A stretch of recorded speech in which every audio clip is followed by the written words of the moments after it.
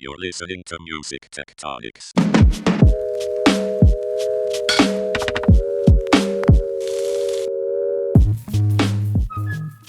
Welcome back to Music Tectonics, where we go beneath the surface of music and tech.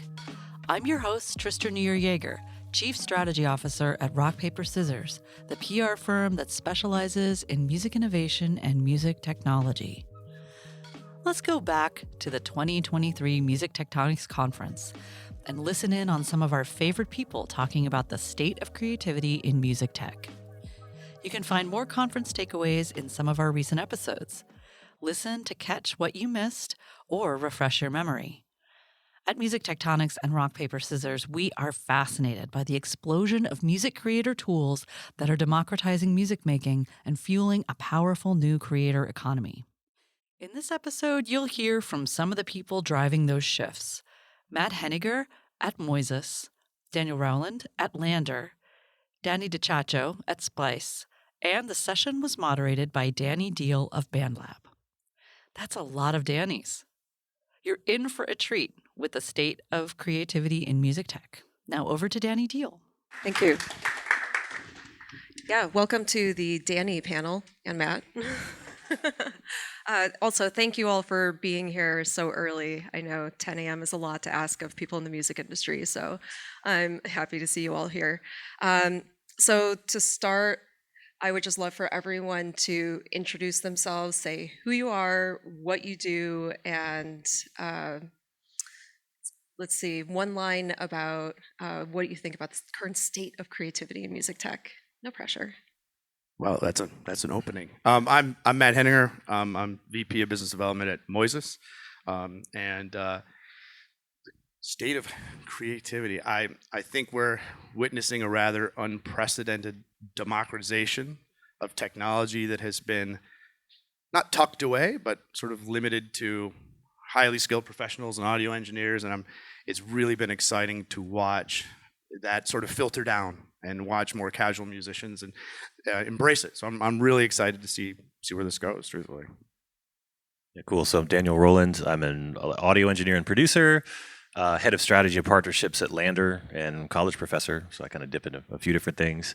And well, yeah, you pretty much stole my answer on the state of creativity. But we'll talk a lot more about this today, about AI and some of the opportunities that are coming up and challenges around that. But I think it's like in my professional lifetime, it's the most exciting time ever for creativity in music and just the arts in general. So super excited.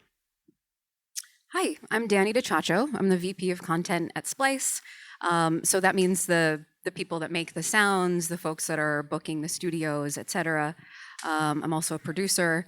One line about creativity in tech, I guess I've had a little time to think about it. So I would just say that it's wide open. So in this conversation, I want us to get into deep dives. I would like for us to get granular. I would like for us to not feel afraid to get into the nooks and crannies. And to kick things off, with instant connections to global audiences, how do you feel the feedback loop is influencing artists' creative processes?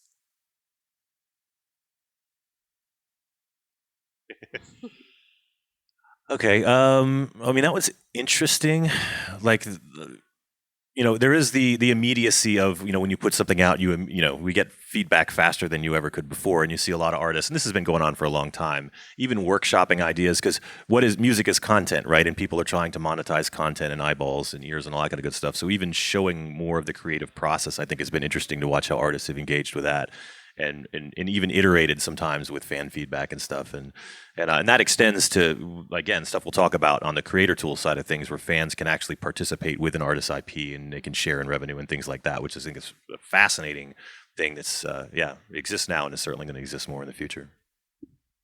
It's an interesting question because I think as an artist, there's sort of two sides to it. Sometimes when you're making something, you want to keep it closed, right? You want to keep it close to you, nurture it. It's an early idea. Feedback can really influence what you do next. So it's not ready to go out. And with all of these tools that are available, you can, I think early stage creators can keep it closer to the vest for longer, which is nice. But then the minute they're ready to like get that feedback. They can go wide with it instantly, change something, tweak it. So it's like it's more in the hands of the person who's making the thing than ever. Yeah, I think I see it like creation of a new sound recording or something new. Like I talk to a lot of artists that want, like you mentioned, like really want to protect that process, like because influence can be positive and vastly negative, right? And that can influence the art. So I see that as like one component of the feedback loop. But then I see the feedback loop once you've created it. Now what you can do when you talk about sharing the IP or like exposing stems or doing these things and engaging with your fans and maybe getting remixes back or something, that you can have that feedback loop sort of post creation.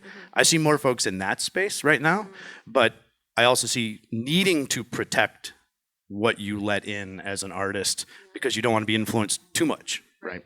Let's talk a little bit more about post-creation. That's a really interesting idea.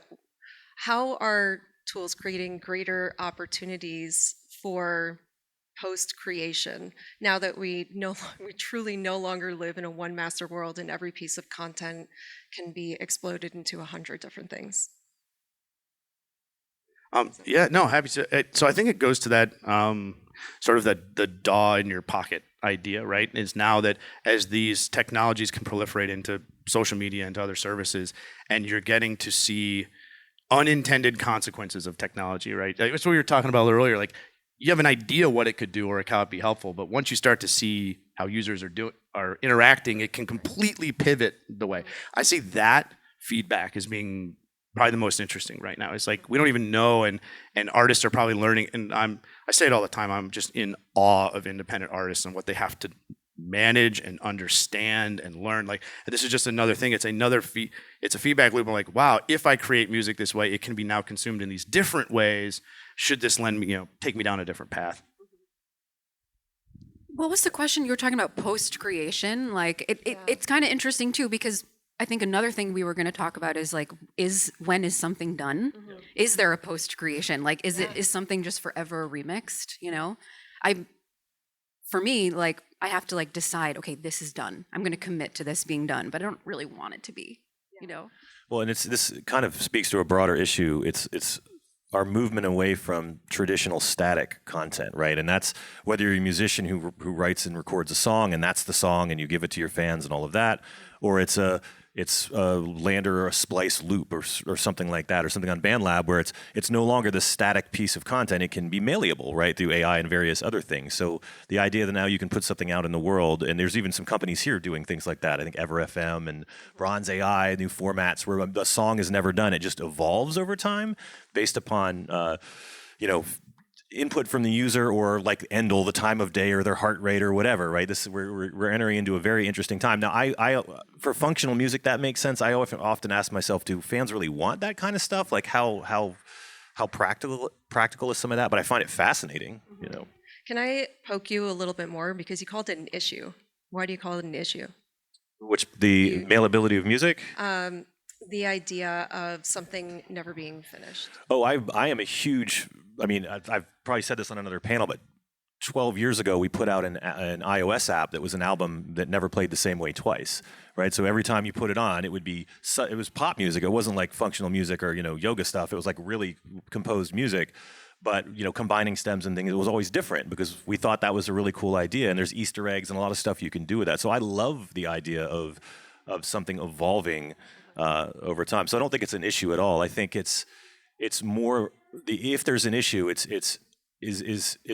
fans, is that something people will embrace at scale, right? Or is it a novelty? And that I actually don't know. It makes sense in the context of gaming, a lot of other things, but in like the traditional way that people engage with music, I don't know. I wonder if we're making it, like if this proliferation is making it more difficult to be a songwriter and an artist, right? To know how easily it has to live on. To Dani's point, like, when is it done? I have to tell myself it's done. I've got to have a deadline, right? And now if that doesn't exist, right? Like I find it like, how do you conceptualize where you need to be to create your art? You've curated yourself, you've created your space, you want to be done, you have to, that moment of release when it's complete, and now like I wonder if that's being actually taken away a little bit. But at the same time, what's happening is people are putting out lots of little things and kind of getting feedback at the same time. And I wonder, that's sort of your first question is, how does that feedback loop influence your music making? And I don't know. I mean, it seems tough because I feel like for me, I'm a creative person who wants to hold on to things until I feel like it is mature, it's developed, like my voice is in it. Because I don't, sometimes you don't care what other people think, you know, you don't really want to know, and that's okay too. Yeah. And you said something I was about to pull on for a second, which is it's with the just taking this album Never Played the Same Way Twice thing, which was more of a like an artistic experiment. We found it was actually really freeing because if something could go out in the world and continue to evolve, you were more open to just putting stuff out, like little snippets of things, incomplete things, because they weren't, you know, you weren't planting a flag and saying that this is my final artistic expression, that it was going to have a life beyond you. And that was actually artistically kind of interesting. So we've talked a little bit about the absence of limits that exist right now, but what do you think are some of the creative limits that exist today that music tech is still trying to overcome? I would say access, different people, like different ages, different That was dramatic. I'll sing my answer. Like ages, price points, etc. You know, like these things are still very expensive for a lot of people, and so I think we're all trying to figure out like how do you get this into more hands. Yeah, I think definitely that 100%. Also, you know, we live in an inherently digital world now when it comes to creator tools, but everything is still based upon analog workflows effectively. Like we're still largely using, you know, linear timelines and things that are, yeah, it's just a recreation of stuff that we had in traditional recording studios. Even a lot of mobile applications for creating music are based upon that. So I think it's kind of, I always think about it like when, you know, the metaverse is a big thing. Everyone loves the metaverse, and then somebody builds a shopping mall or some experience that you have in your normal life. Well, you could have built anything. Like, why are you doing that? And I think I like to see experimentation with UX and UI when it comes to creator tools, because people who don't understand the aesthetic of a recording studio or what a mixer is, like that, a lot of people don't understand that, and that's friction, right? That's a barrier to entry. And I think getting some of that shit out of the way and just making things more intuitive for people to create with is cool. And there's lots of companies experimenting and doing fun stuff, but seeing that kind of executed at scale, I think is going to be cool. Is there anyone that you can point to that you particularly like? Yeah, so, geez, a lot of the stuff. So I've been big in the mobile music space for a long time, right? Companies developing apps and things like that. I think that still has been the most interesting, the multi-touch environment where you know, creator tools like Fugue Machine. There's a cool app called Musics, Borderlands, things like that are just, again, you just touch and you play with it, right? And you can create. And I think that's just quickly, it's, yeah, everyone's, you know, text to music, prompt-based creation is such a big thing right now, right? We're all hearing about that, but it's literally the worst way to create stuff, right? It's the laziest way to create stuff. The hardest part about designing stuff for people to make music with is the user interface, and a blank page is not a user interface. Do you know what I mean? So like, music is about experimenting and tweaking and not knowing what an LFO is, but turning the knob and getting something right. And I think we haven't, with a lot of the AI tools, we haven't put a user interface on it that's going to make it be engaging at all. So it's another kind of barrier for adoption, regardless of what the price point or the technology can do. You have to make it something people can use. Well, and thank you for teeing me up to talk about AI, because what would a music tech panel be if we didn't talk about AI? It is inescapable. It is prevalent for everyone's life in this room. As it becomes an even greater player in music creation and production, what ethical considerations should we be aware of? How do we strike a balance between machine assistance and human creativity? That's a big one. I think it all starts with respect for music, respect for musicians, and respect for rights holders. I think it starts there. And I think that this is another iteration where the technology has sped up the licensing. It's ahead, right? We're pushing the boundaries there. And I think the conversation's evolving, how models are trained, where did it come from, what is it sourced, right? These are very big conversations. But to take the time, to take the pause, to understand the supply chain, to understand and to be thoughtful about how it can be additive, right? How can you sort of take, because music distribution, and it is so complicated, and it's by territory, and it's by rights type, and all these things, and it's like, you could, if it's brought in too quickly, right, it can burn out, and it can be very detrimental. But if it is paced and is thought about in an ethical way, and it's thought about how can I enable a songwriter, how can I enable an artist, and I think it just takes time. It takes thoughtfulness to put teams together that have enough experience working with the different entities in the space to say, this is great. Like, there's a lot of technology. I know a lot of companies that are sitting on a lot of things that shouldn't come out yet, right? You got to sit and think about their ramifications, and also think about their ramifications for each part of the ecosystem, from the songwriter to the distributor, because it can impact it in so many ways, and it can impact revenue models and livelihoods. It's just got to, there are ways, but we have to be selective. I mean, please go ahead. I mean, it's a really tough question to answer. I think about this a lot at Splice. Like, I don't want to quantify what percentage of time, but it's like a meaningful amount of my job to think about this. I think we do a lot of stuff to combat this. We think about like titles of sample packs. We think about like the way things might be appropriated, or like what that line is between appropriation and appreciation.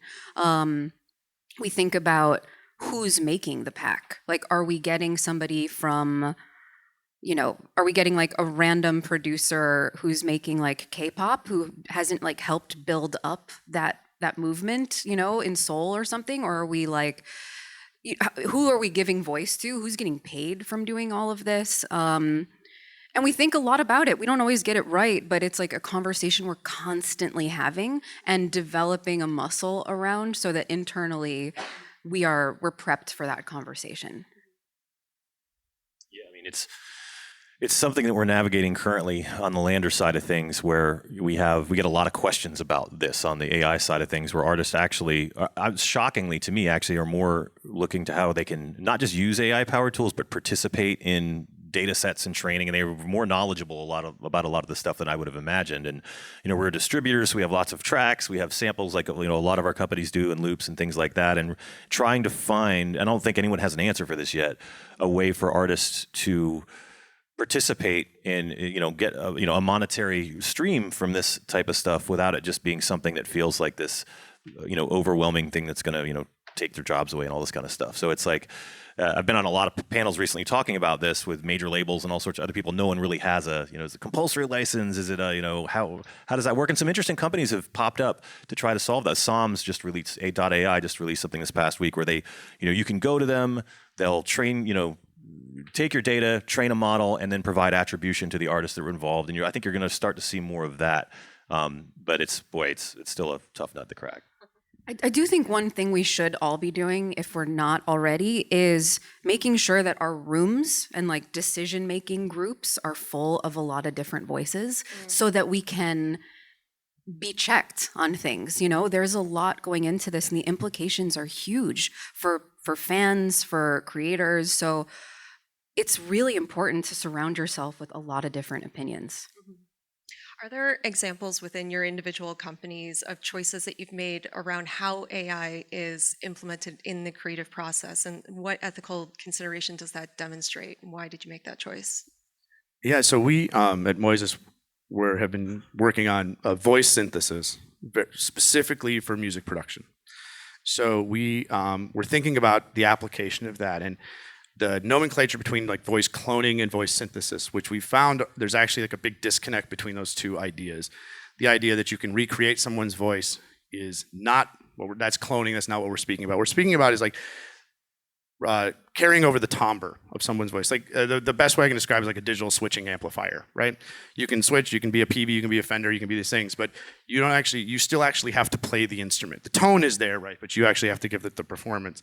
So a consideration that we made is we made and released 11 voice models in our platform, fully licensed by that artist. And it's a thesis we're testing out, where we're gonna pass 100, it's a one-time fee for the model, and then 100% of the revenue from that model goes to the artist. So right now we're experimenting at different price points, $30, $50. But the idea is you purchase the model, you can use it. And we're seeing a lot of use in demo creation and songwriting, and very much not in the final production, but in creation and pitching. Is okay, if 100% of that $50 goes to the artist and you replicate that 1,000 times at $50,000, that's impactful money for a singer. It's a lot of streams. So it's an idea of saying, okay, because of how tracking and all these other things that are evolving, and are just like, how can we be additive selectively, have it done the right way, pass the revenue along, and then let's experiment, let's collect the data, let's see if we can be helpful. So that's how we decided we were going to approach voice synthesis rather than opening the models, for example. Which I love, because right now it's the wild west with a lot of this stuff, and you see a lot of companies not being that thoughtful of artists and their IP, and just kind of throwing it out there and hoping they don't get sued, and not caring right now as they try to gain notoriety for what they're working on. And I get that, but I much prefer, bringing the artist in at the outset, obviously. The main thing we're doing is just making sure that the sounds are made by people. It's literally like people in studios, around the world that are either making them or hiring other people to make them. So it becomes this catalog of, thousands and thousands of artists that have, artifacts of their hands on the strings, things that maybe AI will evolve to be able to do. But at the end of the day, these were all people that were hired and put to work to make them.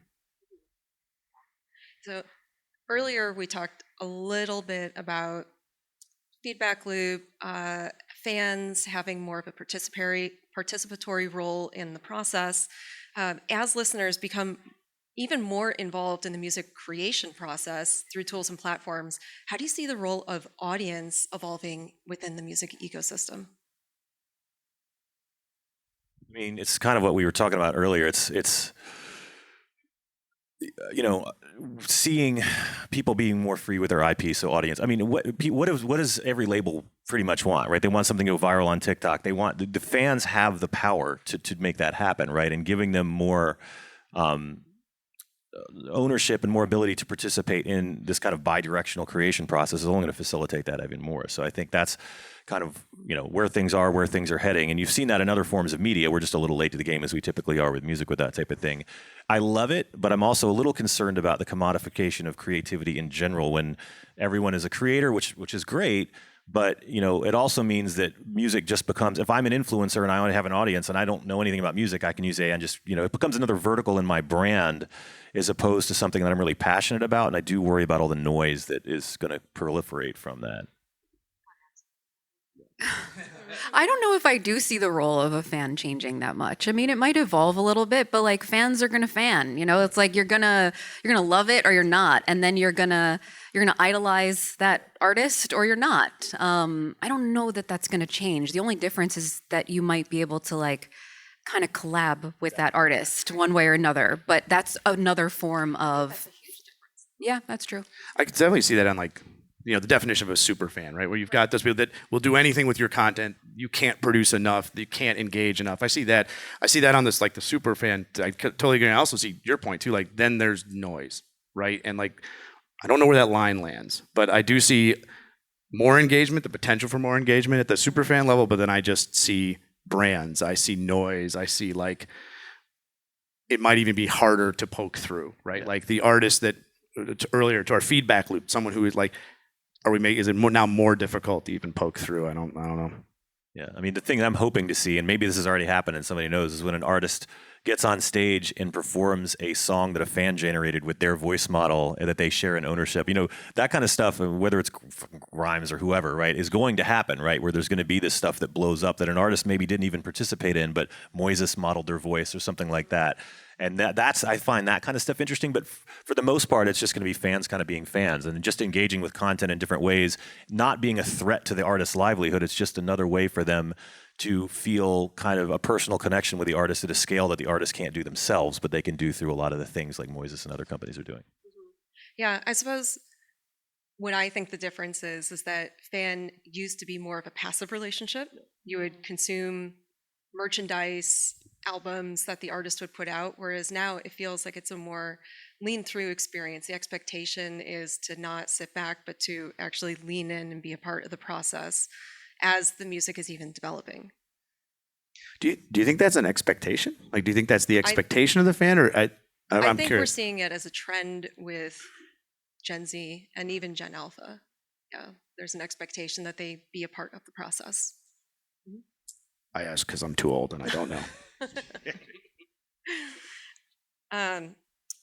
So, in another vein of opportunity, how do you think that new music tech is enabling micro genres or even new genres to proliferate? What are the different ways that tech is enabling new sounds to pop up around the world? I see this on Splice a lot. Mhm. Right? Yeah, like we've got, however many millions of samples, they're tagged individually. They are often tagged with a genre. But then when people are downloading them, they're not using them for that genre, right? It's might be like a boom bap kick that's used in, I don't even know what, right? Like a tech house track or something. So it's really enabling like a cross pollination of genre and sound, which is, giving way to like things like ballet funk, like, making like very distinct sort of collections of different genres. Yeah, and I think it's one of the upsides of, it's a cliche, the democratization of creator tools, whatever, is that a lot of people who wouldn't typically be able to create now have access to that, and they don't know the rules that they're breaking a lot of the time. And I think that's where new genres come from a lot of the time, where niches are kind of pulled, in this case via social media, oftentimes into the spotlight, where people are just doing whatever they want, and they don't come with a lot of the the formulas and the tradition that somebody like myself might, right? And I think that's amazing. I see that lined up like really well with your earlier comment about linear processes, like that we can break those. It's like as those are broken, like new genres are created because people are breaking the things and turning the knob that they don't know how. And like that to me is what's exciting about it. Yeah, and it's also, again, being old like yourself. People now are drinking through the fire hose of music that comes at people, and the access they have is also kind of informing new genres, right? Where it's like it's just people are listening to way more diverse genres of music than they could before, and with the proliferation of collaboration tools and things, they're able to work with people from diverse backgrounds and collaborate in different ways, whether it's on social media or in traditional, DAWs or whatever, browser-based DAWs or what have you. So I think that also is contributing to some of this. Yeah, and sorry, go ahead. I was just going to say, you had a good point earlier about, now I'm forgetting what it was, but it was good. It was amazing. Yeah, it was amazing. I promise. He just said he was old. It's okay. As the access thing, like as you talk about like maybe younger people having access to this stuff, I think there's a thing that happens when you are really early in your music making journey where you kind of like, you're like, I like it, so it's cool. And you're not really worried about what other people think, which is, man, I miss that, like you don't really care quite yet. So it's like, I don't care if this is like in that genre or that genre. This is sick. I'm in a constant state of trying to get back into that headspace. Yeah, I think a lot of us are. Yeah. I want to really get into this idea of access. I know we've talked about democratization. The whole music industry has really leaned into this idea of democratization over the past 7-10 years. But I think now we're actually at a tipping point where we are seeing the fruits of our labor and it's actually becoming a reality. What responsibility do you think music tech platforms have to actually make sure that these tools have greater access to people that are in underserved communities, and what does that look like? The term I think it's the goal. I mean, a responsibility. I'm not sure about that, but like I think it's as a musician, as someone like it. You sort of go back to like that, getting back to like that moment where you don't care, right? Or the beginner's eye, or like all of those things, like when you got into it and you wanted to play the music that you loved and you wanted to get it to as many people as possible. Like to witness the expansion and the democratization of people enjoying music. I mean, to me, that's it. Like that's the point. To watch, an odd example was, we have an office in João Pessoa, Brazil, and I went down and they were using the technology and listening to 90s grunge tracks, like, and playing along with them like they had never heard them before and celebrating. And I just found myself caught up in this experience going like, this wasn't available. This is a group of people that did not have this before, and then expanded on that and going, well, the more this expands, you talk about creating new music and new genres, like that to me that's why we're here. It's just the point to me. Yeah, and I'd written an article in Billboard, I guess earlier this year, yeah, about this, which was needing to go out and meet new creators where they are, as opposed to kind of setting some barrier that they need to, or threshold that they need to ascertain before they can consider themselves creators. And that means a couple of things. It's the way you build technology, right? It's the way how you package, LANDR is an example of this, where, we've seen, there's a lot of fragmentation in the music industry with creator tools, right? You can have a distributor that's one subscription, you have samples provider, you have collaboration, you have plugins, you have whatever, right? Your DAW, all that stuff. And for us to try to solve the problem, for the question that you asked, is to try to put that all under one umbrella and try to make it as inexpensive as possible with free tools in there as well. So people, no matter where they fall in their kind of creator journey, they're met within the same platform, right? As opposed to, because I think one of the most daunting things for people is just trying to figure out what to use, where to go, and where to start, man. So trying to get that cold start problem. I spent the beginnings of my career in nonprofits, teaching beat making, taught beat making in a prison for a little while. So I think that listening to people in all those spaces, here is what we need, here's the thing we're trying to achieve, and taking those spaces super seriously is a massive responsibility for all of these companies. And for us, as people are in positions to be on a panel like this, we should be bringing that back to all of our companies. It's really important. So I think we've got time for one more question up here before we open it up to the floor. Not to get too big, but what are some of the biggest challenges that you foresee in the music tech industry in, we'll say, the next 5 years, specifically when it comes to creativity? There are so many potential outcomes that could change the course of how tech is made. Tools could predict artist intent, become actual collaborators, adapt to people's music making styles. What is the trend that you think is going to happen? What do you think is going to be the biggest challenge? For me, it's respect for the art. I think that it is with how the proliferation of, especially this AI wave, and to Dan's point earlier, trying to make noise, trying to almost get in trouble to get eyeballs and these kinds of things, to lose respect for what music is, what it's been, what it means to people, that emotional connection, that to me is where the focus needs to be. It's because you need to be, as a company, as an organization, you have to be rooted in that. You have to be rooted in, it almost sounds like a little too pie in the sky, but you really have to have respect and the right intentions for artists at the core of what you're doing, and then you can start to make decisions. That for me is the basis for all of it. Yeah, just to piggyback on that, I think authenticity is probably one of the biggest challenges, just to put a word on it. Yeah, there's a lot of great opportunity and awesome things that are going to come with a lot of the tools that we're all building and trying to shepherd forward, but there's a lot of, challenges with that as well. So I think, one of the challenges, just in a practical example, is a lot of the larger kind of glacial companies in the music industry, how they are going to adapt to a lot of this new technology when they have tools that have been, used by a lot of us for 20 or 30 years to make music. And then you see a rise of a lot of these, let's just say, AI native tools, just to look at DAWs or plugins, just to be specific. And they're much more agile, right? And they're built upon new technology versus a lot of other companies that are trying to figure out how they tack it on or what have you. So I think we're going to see, and we're seeing even at Music Tectonics, right? There's companies here that are doing that, this rise of this new creator tool platform, BandLab, LANDR, Splice, a lot of these kind of fall into that category. And how that kind of upsets the balance of the music technology industry. I think it's going to be fascinating. I agree with what both of you said, and I think you're hinting at this too, but I think the music tech can move very fast, right? Our companies are moving very quickly.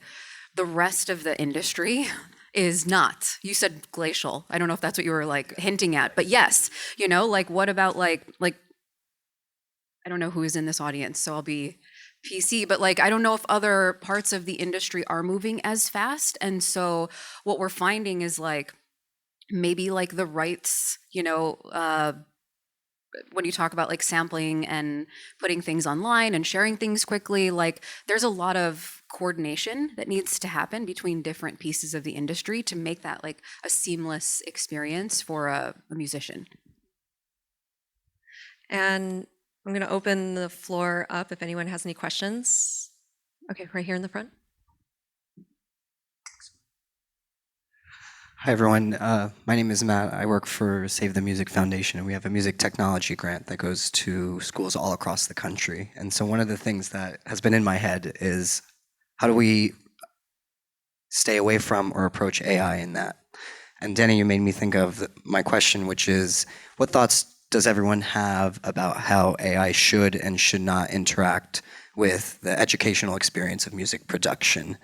How can it enhance it, and how should it be removed from it, if any, if at all? I can speak to a small piece of that.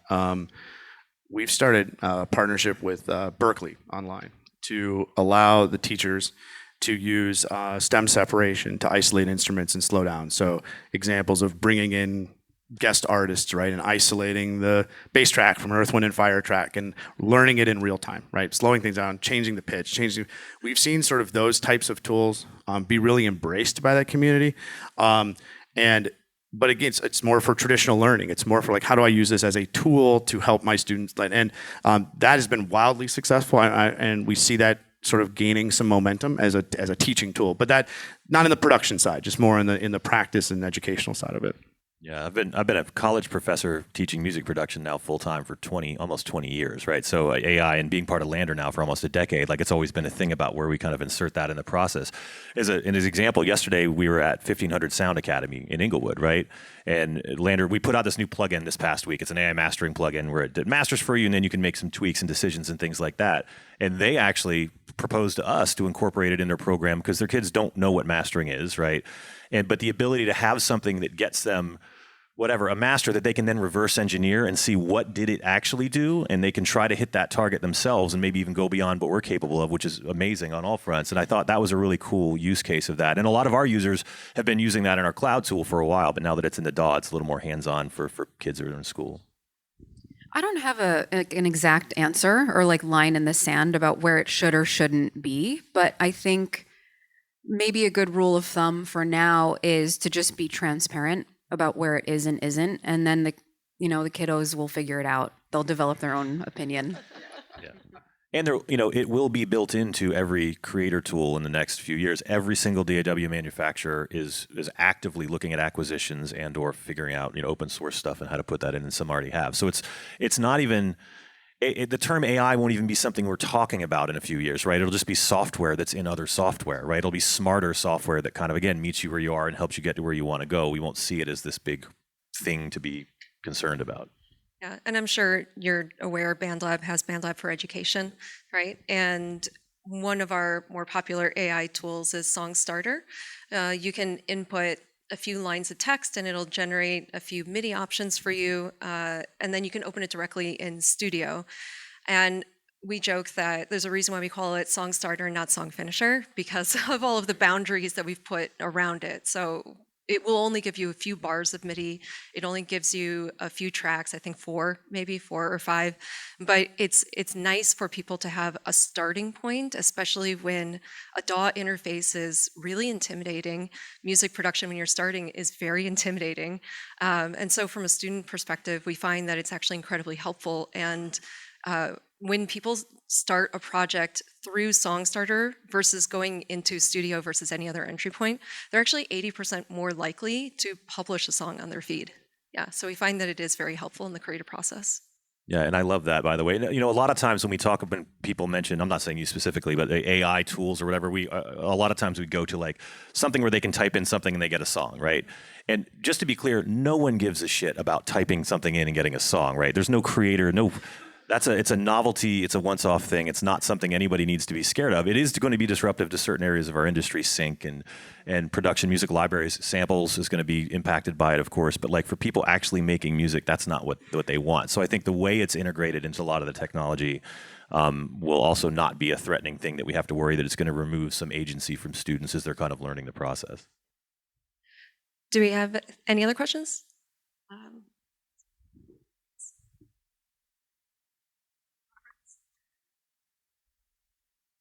Thank you.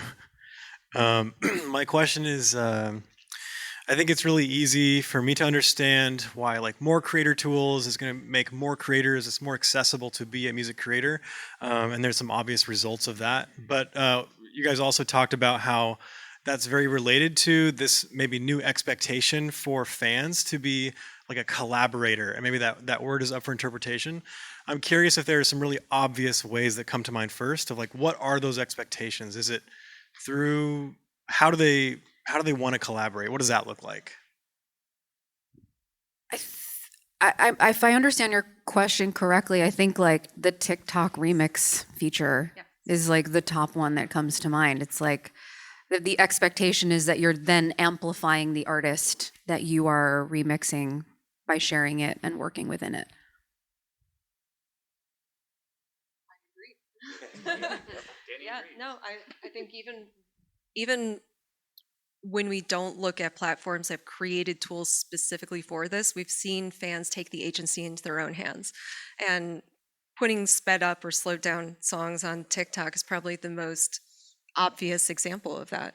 I've had friends that have gotten album deals because of sped up songs on TikTok. Yeah.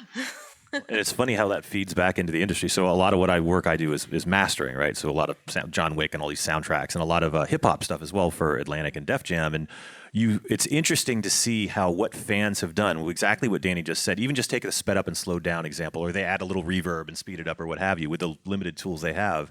And now labels, when I get a mix to master, they're also sending me the sped up and the slowed down version because the label is releasing those to try to get out ahead of the fans doing it, but they're in response to what the fans have been doing with the content, right? And I think we're going to continue to see that kind of feeding back into itself sort of a thing where labels are responding to what fans are doing and trying to figure out better ways to monetize that, for better or worse, get out ahead of it and respond to it. Yeah, a lot of artists have also been putting ideas out on social platforms, just the spark of an idea, start of lyrics. What do you think of this? Give me your feedback. And they might continue with that song, take feedback from a user and use it to complete the lyrics, or it might not have a spark. And so they shelve it and they go on to the next one. But there's definitely more of a participatory process. I think Charlie Puth did this on TikTok with one of his songs.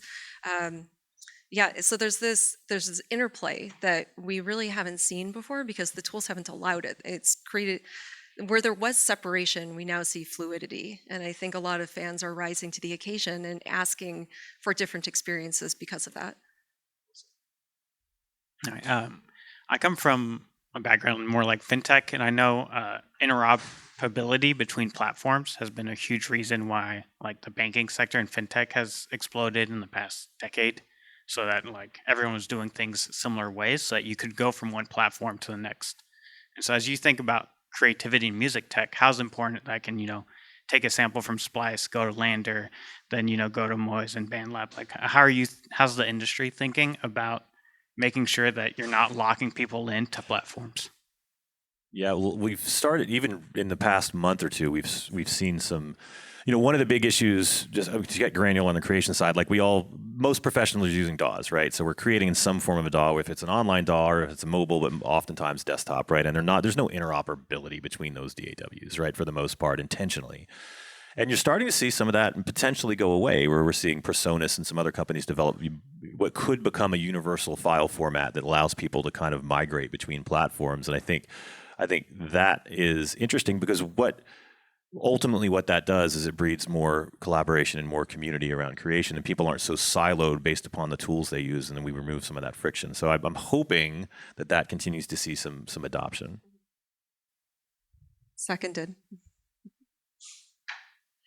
I'm sorry. The other sort of other piece of that I think is sort of like how you approach I use the voice synthesis model, right? The idea of like, okay, because licensing, right, between platforms is very unique, very bespoke, very different, right? So how content moves between them is subject to all of that connectivity too, right? So as we think about these tools, and today's like, all right, if you create it and you have the rights for it and it can go everywhere, right? And it's not then all of a sudden you're cleared for it to start to move around, right? And especially as AR tools are introduced, like if there become roadblocks because a piece of technology is stopped or isn't licensed, then the wall hits, right? So if we keep going backwards and we say, okay, at creation, at source, now we've cleared everything. We've taken the time. You can use this. You can commercialize it. Now the distributors are allowed to pass it through. It goes through under those licenses. It makes its way through. So I think getting it in early and being thoughtful about what happens at conception is really important. And that puts us exactly at time, and it's also a really lovely note to end on. So thank you, everyone, for being here. Please give it up for our panelists. Thanks for listening to Music Tectonics. If you like what you hear, please subscribe on your favorite podcast app. We have new episodes for you every week. Did you know we do free monthly online events that you, our lovely podcast listeners, can join? Find out more at musictectonics.com. And while you're there, look for the latest about our annual conference and sign up for our newsletter to get updates. Everything we do explores the seismic shifts that shake up music and technology, the way the Earth's tectonic plates cause quakes and make mountains. Connect with Music Tectonics on Twitter, Instagram, and LinkedIn. That's my favorite platform. Connect with me, Dmitry Vitsa, if you can spell it. We'll be back again next week, if not sooner.